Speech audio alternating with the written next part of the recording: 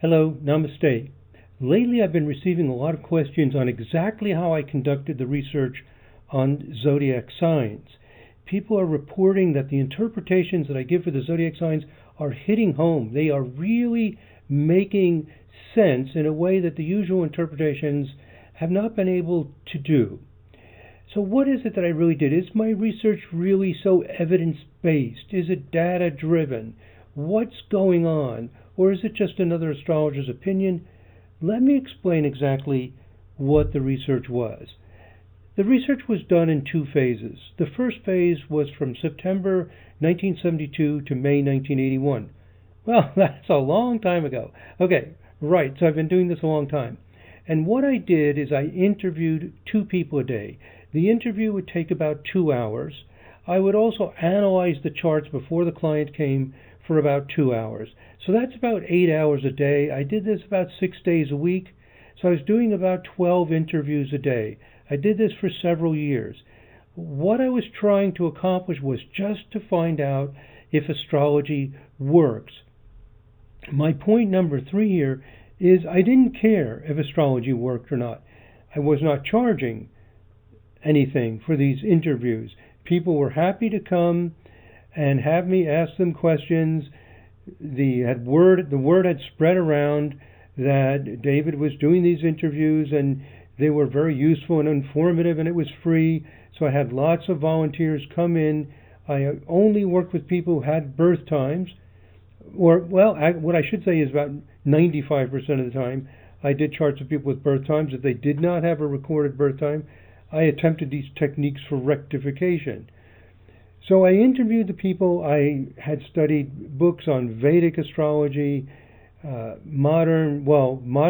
was called modern psychological in the 1970s, which would be Dane Rudhyar and other people. A lot of it was in the West was more of a theosophically based astrology. Whatever I could get my hands on, I worked with midpoints, harmonics, anything I could find, I would just interview and see if it worked. And if I found that astrology worked, I really didn't care how it worked or why it worked or which system worked. I just had this burning desire to find out what astrology is and if it works and what is going on. It seemed like a tremendous mystery to me. And during those years, from about late 1972 to the middle of 1981, for most of that time, I didn't have any other responsibilities. So all I did during that time was research astrology. I developed computer software to speed up my ability to do the calculations. I read astrology books. I communicated with major astrologers. In those days, by mail. We didn't have email. I taught astrology classes. About the only other things I did outside of astrology is I was meditating and keeping up an exercise program, so I didn't fall completely out of physical shape. And I think that devoting your whole life to something really makes a difference. So that was phase number 1, was to interview and experience people and just try to figure it out. I was really doing the same thing that everybody in astrology does, just checking out the ideas and seeing if they work. I would say the main things that were different in what I was doing as compared to what usually happens is that I had lots of time, all the time in the world, and I devoted all my time to astrology. The other thing that might have been different is I didn't have any pressure to defend or care about what worked, because I did teach classes, but the teaching, I would just teach whatever I was finding useful. It's a lot different from doing a consultation where you're charging, which implies that you are sure what you are providing is valid and so on. And from those many years of interviews, which gradually did turn into consultations as I did begin to charge, but I charged very low fees. So by around 1976, 1977, I was charging a very low fee for the consultation. So they started off as interviews and became consultations. Now, some observations that I made during that time period. One thing that I concluded is that astrology appears to be more of a map than a crystal ball. So it wasn't like I could look at the chart and know what is happening with the person, even though we say as above, so below. What I was noticing is that the astrology chart was describing some inner deep motivation. You could almost say from like a spiritual level, some kind of deep, deep purpose. And just to give one example of a story, was I interviewed a lady. One of my first questions is, do you have an interest in music? She said, no, I don't play any musical instruments, I don't sing, nothing like that. Then I went on to my other questions, and it was very, very positive. She found it very illuminating that I could see this in the astrology chart. We were able to clarify some things, put them in perspective. She just loved this confirmation and this information about herself. As she left, she was leaving the house and going down the steps to my house, and she suddenly yelled oh, ah! I thought she fell off the stairs. I ran out, and she turned around and she said, the music, I know what it is. When I was very young, I think she said 4 or 5 years old, just very, very young, she had gone to the piano in the living room and started, quote, playing the piano. Well, 4 or 5 year old, or however old she was with no training, basically sounded like banging. And her mother was with somebody, and she said, stop that noise, yelling at her. And she remembers, or the memory came back to her, that she went back to her room with a kind of internal vow that she would never touch the instrument again. What I found fascinating about this, and hundreds and hundreds of other cases, is that the astrology seemed to be describing a motivation. Not that it would necessarily happen, but these motivations could get blocked, they could get expressed in different ways. That the astrology chart is a map. Another thing I noticed is that the midpoint systems, I was using the midpoint system of Reinhold Eberton and minor aspects, ideas developed by British astrologer John Addy, boom, they were just working. So if I said to somebody, do you have an interest in sports? Do you have an interest in this, in that? I got the confirmation. I could feel those energy patterns working. Now, each astrologer notices different things. This is just what I noticed. Another thing that I noticed, again, which relates to point number 1 on my observations, is my point number 3, is again the astrology is a kind of motivation or force. And I found surprising things. Many people with Leo who were shy. And I'm thinking, what? Leo? Shy? They're supposed to be the big actors on the stage. Look at me. All this grandiosity. Sometimes it was true. Sometimes it was just the opposite. They were very shy. And it wasn't so simple as just saying, oh, Saturn is inhibiting it. Or, this is in Capricorn, overpowering it. Or it's in the 12th house. I could not figure out what was going on. But as I looked at the astrology chart as a map, a set of motivations, it began to occur to me that what's probably happening with Leo is a process of being self-aware. And then I began developing this idea that it's like a higher dimensional, and today's we would call it higher dimensional process, or it's a very deep inner, again you could use the word spiritual, kind of awareness underneath the events of our lives, that the person was hypersensitive about the fact they existed as individuals. And that could manifest as a big ego, as this grandiosity, as this theatrical personality, or shyness. Both examples of being hypersensitive to the fact you exist as an individual. There's also, I interviewed 3 people with strong Aries, all 3 of them in a row. 2 on one day, and then 1 the next morning. 3 in a row, because I was doing, as I said, usually 2 a day. Very meek and mild. I couldn't see this fire, this innovation, this in-your-face quality. And I began again to think, maybe Aries is really some kind of force. A force for what? So I just thought about this day and night. I would dream about it, wake up in the morning, thinking about it. What is this astrology? So it was in this period of the 70s where the ideas started to come together through interviews, through the same process that every astrology student does of looking at charts of themselves, of friends, of family. Again, some of the differences are that I had lots of time, huge motivation.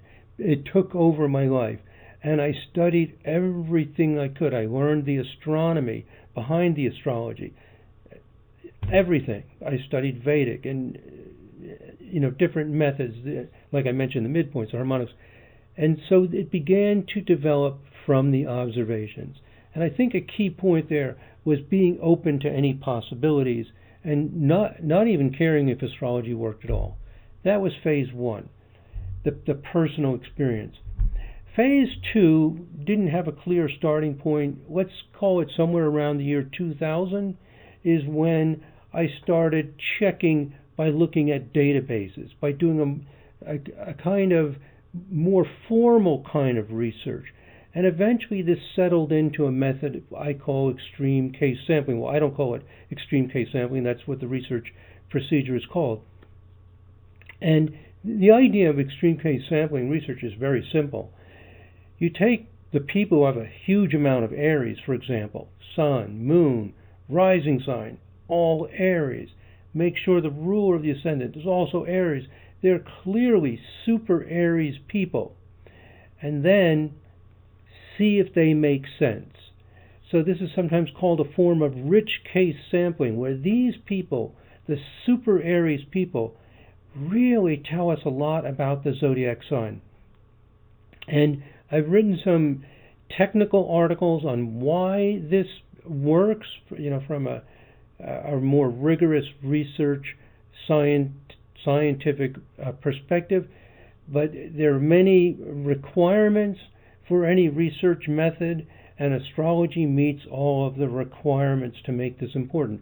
In this video, I'm not going to go into those technical details, but let me just mention that I've gone into that. I've lectured at academic conferences on the importance of extreme case sampling for certain kinds of research. So it is a valid research method to help figure out how things work. And one of the big important things about the extreme case sampling research is that there is no cherry picking of the data. In other words, you don't get to decide what chart to interpret.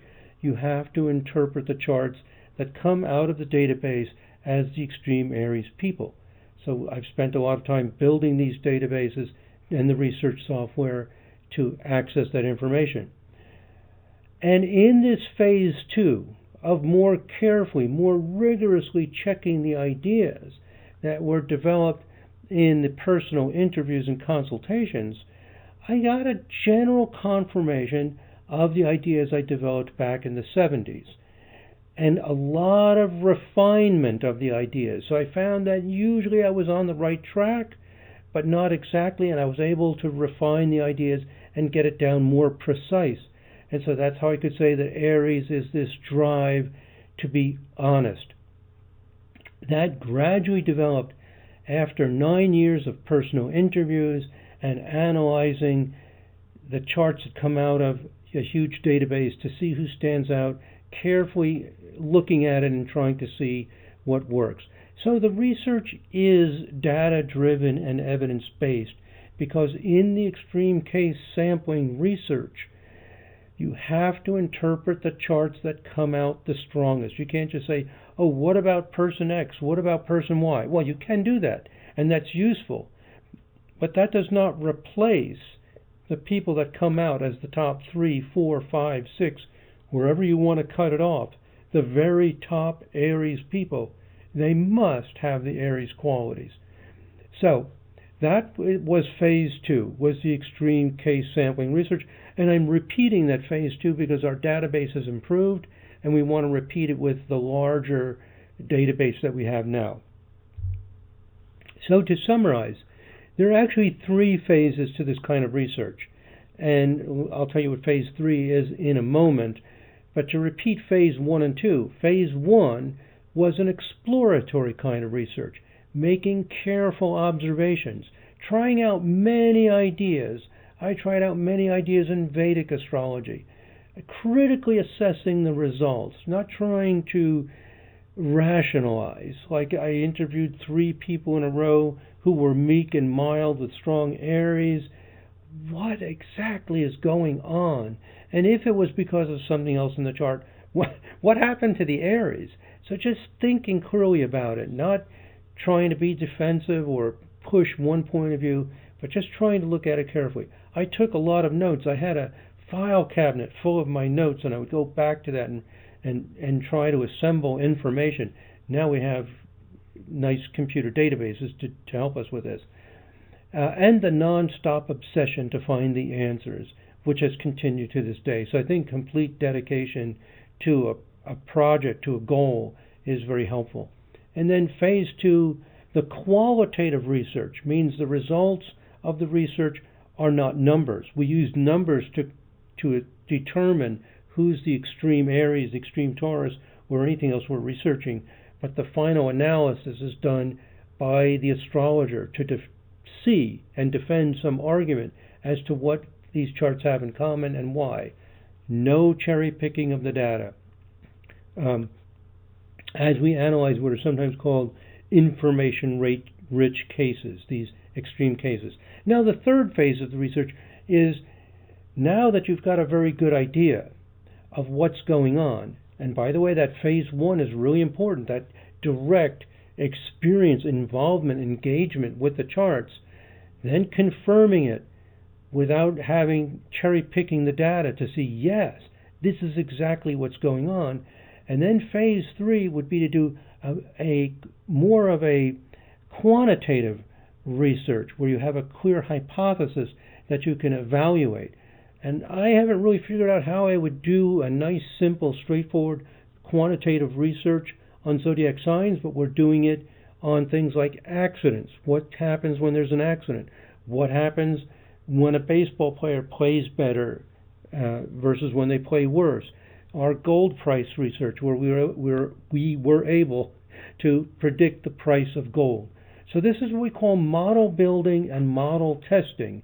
So in the research I did on zodiac signs, I did not just jump right in and say, oh, let's see if Aries is pioneering. Let's see if Taurus is this. Let's see if Gemini is inquisitive. We build it step by step, starting with exploratory methods and gradually moving to more rigorous quantitative methods. So to summarize, the research on zodiac signs is evidence-based. It's evidence-based in that phase 2 we did not get to pick the charts. And it's documented. You can watch the videos on who came out as the strongest Aries, how it was interpreted. And we're already getting feedback from other astrologers. So we get this collaboration, this assessment by colleagues of what's going on and a refinement and improvement of our ideas. And then phase 3, the ultimate phase, is that you can get it down to clear, precise numbers. And we've done some research at that level as well, not with zodiac signs, but with other things in astrology. So that's what the zodiac sign research was.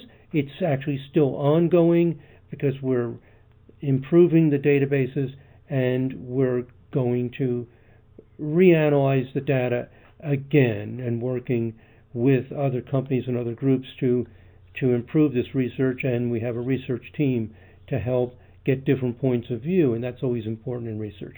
Okay, so that's what the zodiac sign research was. I just wanted to share that, make that clear, so you know exactly what it was and what's happening with it now. Thank you very much for listening, my friends. God bless. Namaste.